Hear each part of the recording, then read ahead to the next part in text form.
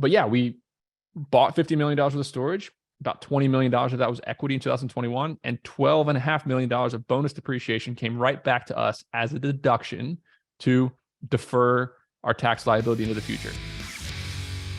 Mitchell, I'm going to do my best, and I think this is I'm kind of the ignorant one in the room. You're the professional. I'm going to do my best to give the 30-second spiel on what bonus depreciation is. You're going to fill in the blanks, and we're going to together come up with a layman's term for how people can understand what bonus depreciation is. So when I purchase a computer mouse for my business, this is $19. I write it off as a deduction year one. It's a deduction. Yep. If I put fuel in my car, I write it off year one, and because I'm using it right then, the useful lifespan is not more than 1 year. If I buy a building, a commercial real estate property, it's 39 years. The IRS has deemed that is the useful life. So you can't deduct the full price year one. You deduct it equal percentages every year for 39 years, not in counting the land, because the land cannot be depreciated as an unlimited lifespan. Okay, commercial real estate, 39 years, residential is 27 and a half. Is that right? That's right. Okay, so then there's this tax code. There's this data in the background of the IRS that doesn't necessarily think the whole building has a 39-year lifespan. Let's say I'm sitting in a commercial building. It was purchased for $1 million, but let's say the ground improvements outside, the sidewalks and the landscaping, the IRS says that has a 5-year lifespan. The HVAC, the windows, the flooring, the light fixtures, all these different things are not necessarily 39-year lifespans.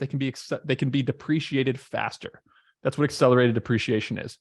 Anything that's 15 years or less, which is a big chunk of the things inside of a building, whether it's the movable walls of a self-storage facility, they can be depreciated quicker. And you can basically accelerate and take more value. You apply values to those amounts. You say, okay, that window is worth $10,000.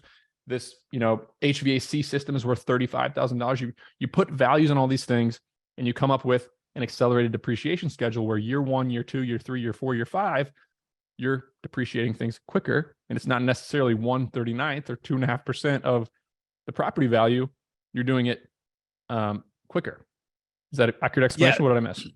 So let me kind of say that in a couple of different ways and say a lot of what you just said right back to you, which is there are these two types of properties in the tax code: 1245 property, which is personal property, and then 1250 property, which is the long life kind of durable business property that is either the 27 and a half or the 39 year. And so what the 1245 would be for you talked about sidewalks, you talked about movable walls, you talk about signage and stormwater retention infrastructure, earthwork, all that you've the done land to improvements, all the retaining walls, all the this and that. So what we do in cost segregation is take your building and blow it up into that blueprint diagram of all of its component pieces. And then we take a tax classification and a tax life and assign it to every single item on that blueprint diagram. And then we put it all into a kind of pro rata spreadsheet of just giving every piece of equipment in the whole building a relative value to the entire building and a tax life. And then we decide how much 5, 7, 15, and 27 and a half or 39-year property is in that building. And then to the point you made, the bonus depreciation was this law passed in 2017, the Tax Cuts Jobs Act, which allowed folks to take 100% bonus depreciation on all that 1245 property, regardless of if it was new or used property. So that enabled Nick Huber to go buy a 1992 self-storage facility and reassess the whole thing and take, getting a little bit ahead of us. In 2017, two major things happened. Number one is that bonus depreciation allowed, have you heard of section 179, where if you buy a vehicle, you can deduct the entire value of that vehicle in year one, even though it's got a 5 or 10-year lifespan? It basically is the same type of accelerated depreciation for real estate, meaning all that 1, 2, 4, 5, the appliances, anything under a certain yearly lifespan is lumped in, and you can take it as a full deduction year one. That's the bonus side of it. You can take it as a full deduction the year you put your building in service. Okay. Another big thing happened in 2017. Properties that were not new construction were eligible. for depreciation, for accelerated bonus depreciation under this tax code. Before that, you had to build a building from the ground up, brand new, to be eligible. Is that correct, Mitchell? But in 2017, it became eligible for properties Used that property. you bought, which changed the game because most transactions out there are exactly that. They're transactions. A building is built and it's bought by somebody else. The developer was the only person who got to take bonus depreciation in the past. Nowadays, everybody can. That's right.